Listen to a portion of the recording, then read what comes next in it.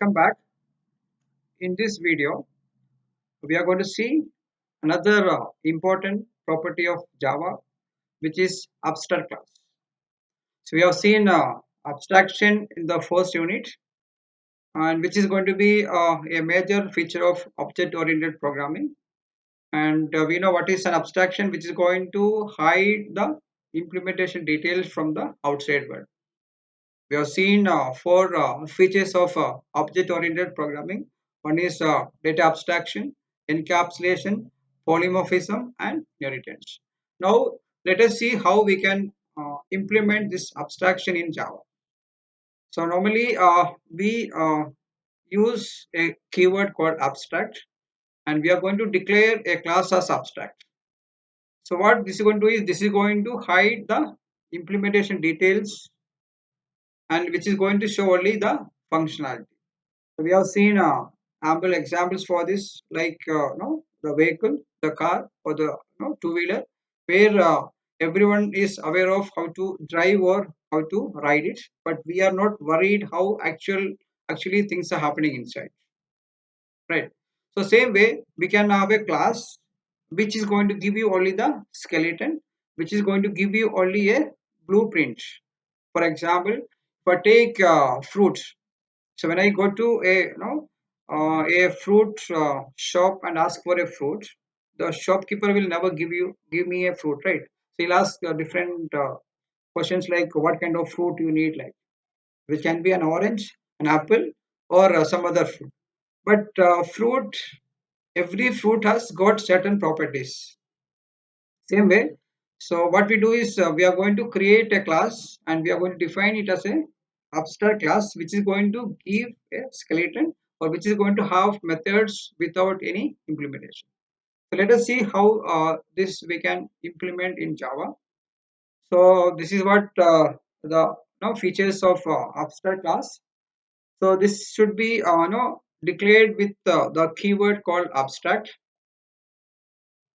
and the abstract class can have a abstract and non-abstract methods. Every class have got the method. Normally it is a non-abstract method, but a class being an abstract which can have an abstract method, so which cannot be instantiated. This is an important feature about abstract class. We cannot create an object of the abstract class. We can have final method. We have seen what is a final method, and abstract class can have a final method, and it can have a constructor and static method also. So everything is same. So you should remember 2 points. One is abstract class cannot be instantiated, and you have to make use of the keyword called abstract, right? So let us see a small example. So where you can find the keyword abstract. Class A is a abstract class, and you can find a method with the small letter A, and which is going to be the abstract method. If to make this as abstract method, you have to write it as abstract. So we have seen a small example for the abstract class. So let us see a complete example for this. Uh, Before this, let us see what is an abstract method. So to make any method abstract, again you have to make use of the keyword abstract. Abstract method is a method which does not have the implementation. So look at this. We have got a method called print status, but after this there is no implementation, no method body, and this is going to be the abstract.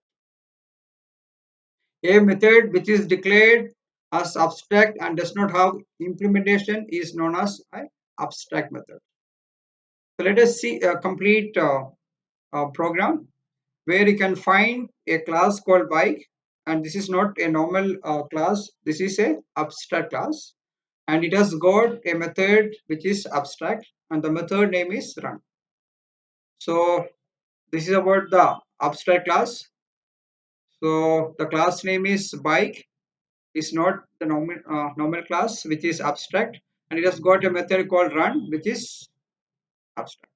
Now to take or to take bike as the abstract class, we can have different variants, different brands for this, right? We can have a Honda bike, we can have Pulsar, we can have Discover, or we can have different brands, different variants. So every sorry, every brand is going to inherit or extend these bike properties.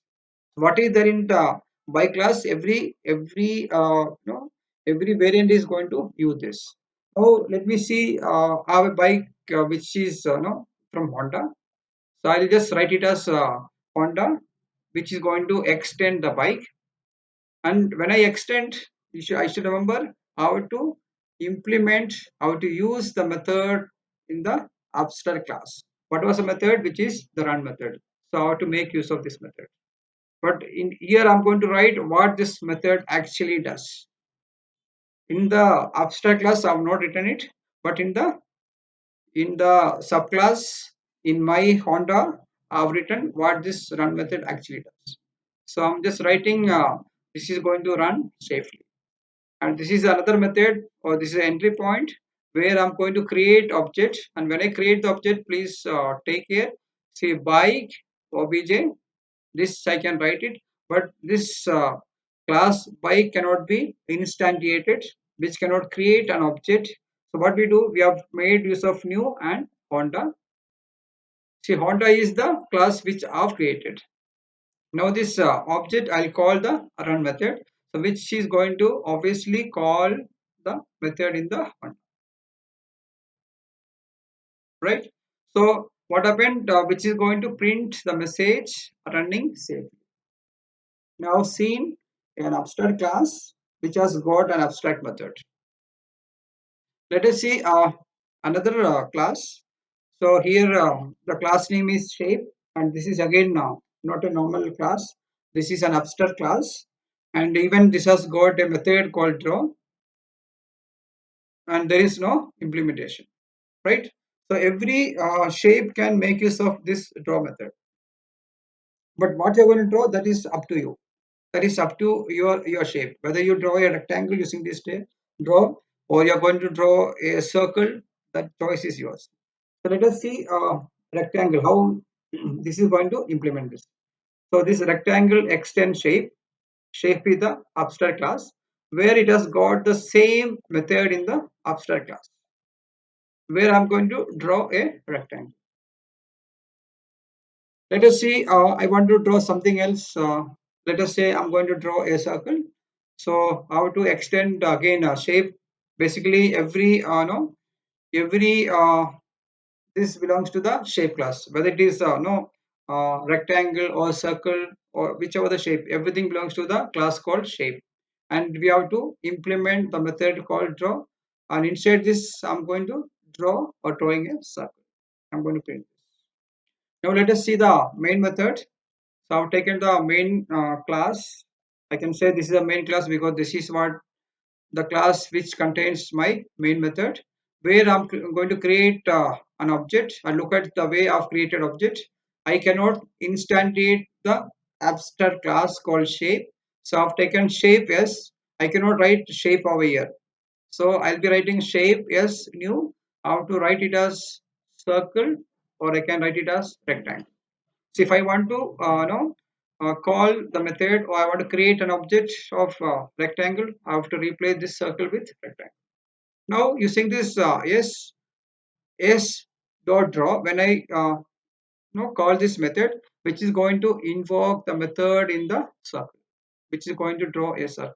So when I run this, I'll be getting the output as drawing a circle. So this is no all about abstract class. So please do remember, abstract class is not a normal class. So this is uh, which is going to hide the implementation details and showing only the functionality.